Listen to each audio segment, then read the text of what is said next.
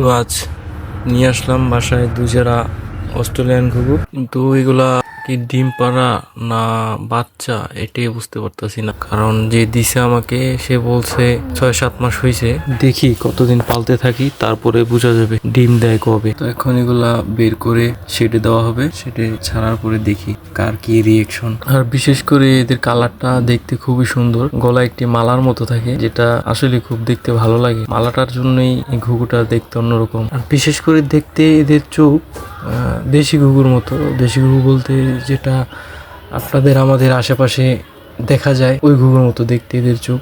আর ওই সাদাগুলোর চোখ আবার দেখতে একটু অন্যরকম। তো এখানে তো দেখতেই পাচ্ছেন সেটা ছাড়ার পরে পায়রাটা এসে মারামারি শুরু করছে, আর ওরা এদিক নতুন ঘর পেয়ে ভালোই এদিক ওদিক তাকায় দেখতেছে কোথায় আসলো। আজকের জন্য এটুকুই। নতুন একটি ভিডিও নিয়ে আবার আপনাদের সাথে দেখা হবে, কথা হবে। আজ এই পর্যন্তই। আল্লাহ হাফেজ।